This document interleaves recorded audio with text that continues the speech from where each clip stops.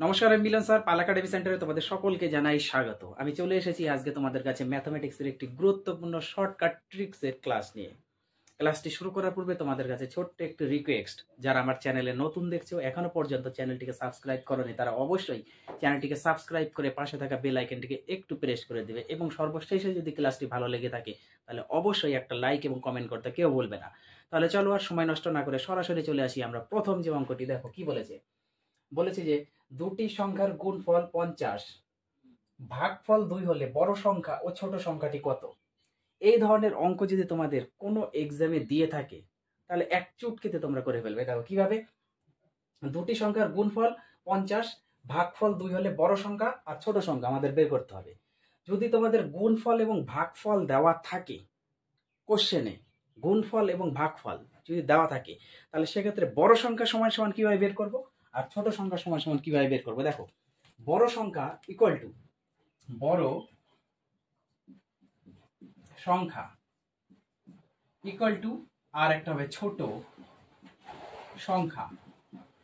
এই দুটো আমাদের বের করতে হবে একদম শর্ট সময়ে, শর্টকাট ট্রিক্সের মধ্যে। যখনই বলবে বড় সংখ্যা ইকুয়াল টু, দুটোর ক্ষেত্রে আমরা রুট লাগিয়ে দেবো, দুটোর ক্ষেত্রে আমরা রুট লাগিয়ে দেবো। ওকে, দুটোর ক্ষেত্রেই রুট লাগিয়ে দিয়েছি। এখন বড় সংখ্যার ক্ষেত্রে কি হবে, বড় সংখ্যার ক্ষেত্রে হবে তোমাদের গুণফল যেটা দেওয়া থাকবে সেই গুণফল আমরা বসিয়ে দেব। গুণ দিয়ে, গুণফলটা দেওয়া থাকলে গুণফল বসিয়ে দেব, ইনটু মিডলে ইনটু, ইনটু দিয়ে যেটা ভাগফল দেওয়া আছে সেটা গুণ করে দিব। ওকে, পরের লাইনে যদি আমরা করি 25 দুগুণা 50, তার মানে 2 গুণ 5 গুণ 5, এই হলো 50। আর একটা 2 আছে, এবার রুটের মধ্যে থেকে দেখো বেরোবে একটা 5 আর একটা 2, একটা 5 আর একটা 2, তাহলে ইকুয়াল টু কিন্তু আমাদের হচ্ছে 5 দুগুণা 10। অতএব বড় সংখ্যা আমরা পেয়ে গেছি 10। আর একবার তোমাদের বলে দিই, যদি তোমাদের কোশ্চেনে এরকম দেওয়া থাকে যে গুণফল আর ভাগফল এই দুটো সংখ্যা মাস্ট থাকতে হবে, তবেই সেক্ষেত্রে তোমরা এই শর্টকাট ট্রিক্স অ্যাপ্লাই করতে পারবে। ওকে, যদি দেওয়া থাকে তাহলে বড় সংখ্যা সমান সমান কি হবে, রুট দিয়ে দিব, রুটের মধ্যে আমাদের গুণফল যা আছে সেটা বসাবো, গুণ দিয়ে ভাগফল যা আছে সেটা বসিয়ে দিব। তারপর এখান থেকে আমরা ক্যালকুলেশন করে রুটের মধ্যে থেকে বের করে দিব, যেটা বের হবে হবে, না হলে ওইভাবে রেখে দিব। এক্ষেত্রে আমাদের বেরিয়ে যাচ্ছে 5 আর 2, দুটো থাকলে একটা বের হয় 5, আর এখানে দুটো 2 আছে মানে একটা বের হবে, তাহলে 5 দুগুণা 10, তাহলে আমরা বড় সংখ্যা পেয়ে গেছি 10। এবার ছোট সংখ্যার ক্ষেত্রে কি হবে, সেম ভাবে রুট দিব, রুট দিয়ে দিয়েছি। এখন কি হবে, এখন হবে গুণফল যেটি দেওয়া আছে থাকবে, গুণফল যেটি দেওয়া আছে সেটা থাকবে। বড় সংখ্যার ক্ষেত্রে যেমন আমরা গুণ করেছি, এবার ছোট সংখ্যার ক্ষেত্রে আমরা শুধু ভাগ করে দেব, ভাগ করে যে ভাগফলটা দেওয়া আছে এতটুকুই হচ্ছে ডিফারেন্স, আর কোনো ডিফারেন্স নাই। এখান থেকে আমরা ছোট সংখ্যা পেয়ে যাব। ইকুয়াল টু রুট অফ ভাগ, এটা যদি আমরা ভাগ করি 25 দুগুণা 50, 25 হবে, ইকুয়াল টু রুটের মধ্যে 5 ইন্টু 5 ইকুয়াল টু 5। অতএব ছোট সংখ্যাটি হচ্ছে 5। আশা করি তোমাদের 1 নম্বর অঙ্ক নিয়ে কোনো সমস্যা নেই, একের প্রথম কোশ্চেন অ্যাকচুয়ালি। এবার প্রথমটি যদি না বোঝো, এবার তাহলে সেকেন্ডটি দেখো কি বলেছে, দুটি সংখ্যার গুণফল 63, ভাগফল 7 হলে বড় সংখ্যার ছোট সংখ্যা কত। সেম ভাবে দেখো আমরা করব। কি বলেছে, আমরা লিখে নিই বড় সংখ্যা প্রথমে। ওকে, বড় সংখ্যা, বড় সংখ্যার সমান সমান রুট দিয়ে রাখবো, ছোট সংখ্যার ক্ষেত্রে আমরা রুট দিয়ে রাখবো, ছোট সংখ্যা ইকুয়াল টু এক্ষেত্রে আমরা রুট দিয়ে রাখবো। এটা হচ্ছে প্রথম কোশ্চেনের, এটা হচ্ছে আমাদের দ্বিতীয় কোশ্চেনের। ওকে, দেখো এখন কি কাজ করতে হবে, বড় সংখ্যার ক্ষেত্রে কি হয়, বড় সংখ্যার ক্ষেত্রে হয় যে গুণফলটি দেওয়া থাকে সেই গুণফলটি বসে, গুণ দিয়ে দিই, যে ভাগফলটি দেওয়া থাকে সেই ভাগফলটি বসে। পরের লাইনে আমরা 63কে ভাঙাবো, 7 নং 63, তাহলে 9 আর 7 থাকবে। এবার 9কে যদি আমরা ভাঙাই তাহলে 3 গুণ 3 হবে, আর একটা 7 থাকবে, তাহলে 3 3 9, 7 নং 63, তার সাথে আর একটা 7 গুণ হিসাবে আছে। তাহলে পরের লাইনে রুট থেকে বেরিয়ে গেলে 3 ইন্টু 7 ইকুয়াল টু 3 7 21। অর্থাৎ বড় সংখ্যা আমরা পেয়ে গেছি 21। ক্লিয়ার। এবার ছোট সংখ্যার ক্ষেত্রে কি হবে, সেম, শুধু এখানে ভাগ হবে, শুধু এখানে ভাগ, রুট ওভার তো থাকবেই, শুধু ভাগ হবে। এটা যদি আমরা ভাগ করি রুটের মধ্যে কত, 7 নং 63, 7 দিয়ে ভাগ করলে 9 থাকে, 9 পরের লাইনে যদি ভাঙাই 3 ইন্টু 3 হবে, ইকুয়াল টু 1 জোড়া বেরিয়ে যাবে, তাই না। 7 দিয়ে যদি ভাগ করি 9 হবে, 9কে যদি ভাঙাই 3 ইন্টু 3, এবার 1 জোড়া মানে একটা, অর্থাৎ ছোট সংখ্যা হচ্ছে 3।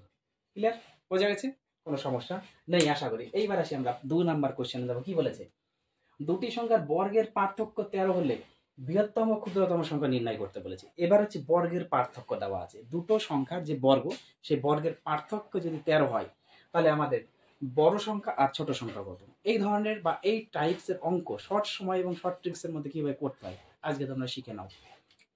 দেখো, এগুলি অঙ্ক করার সময় সব সময় আমাদের মনে রাখতে হবে যে বড় সংখ্যা আর ছোট সংখ্যা, তাই তো?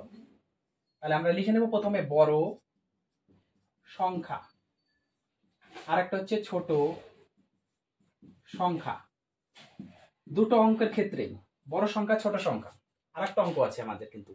তাহলে বড় সংখ্যা এবং ছোট সংখ্যা, বড় সংখ্যার ক্ষেত্রে কি হবে, বর্গে দুটোই সংখ্যার বর্গের যে পার্থক্যটা দেওয়া থাকবে সেই পার্থক্যের সাথে কত আছে, 13। পার্থক্যের সাথে, বড়র ক্ষেত্রে পার্থক্যের সাথে আমরা কি করব, 1 যোগ করব, 1 যোগ করে 2 দিয়ে ভাগ করব।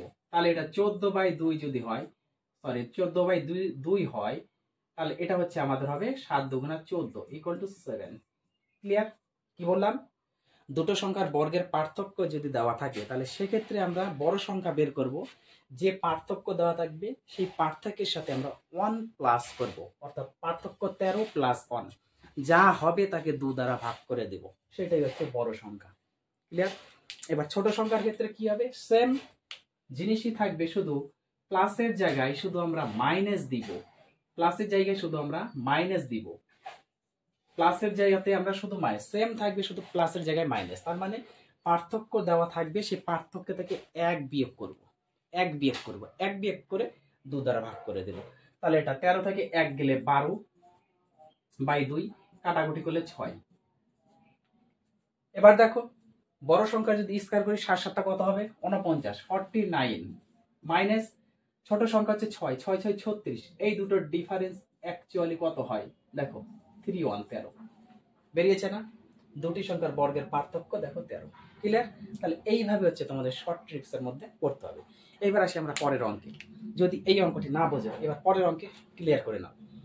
দুটি সংখ্যার বর্গের পার্থক্য 21 হলে বৃহত্তম ক্ষুদ্রতম সংখ্যা কত? তার মানে বড় সংখ্যার ছোট সংখ্যা কিভাবে বের করব, সেম ভাবে একই প্রসেসে আমরা বড় সংখ্যাটা লিখে নিই, বড় সংখ্যা, আর একটা হচ্ছে ছোট সংখ্যা।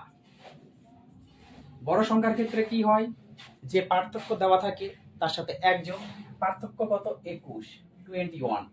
তাহলে 21 প্লাস 1, তারপরে আমরা 2 দ্বারা ভাগ করে দিই, তাহলে এটা হচ্ছে 22/2 যদি হয়, কাটাকুটি করো 11, তাহলে বড় সংখ্যা আমরা পেয়ে গেছি 11।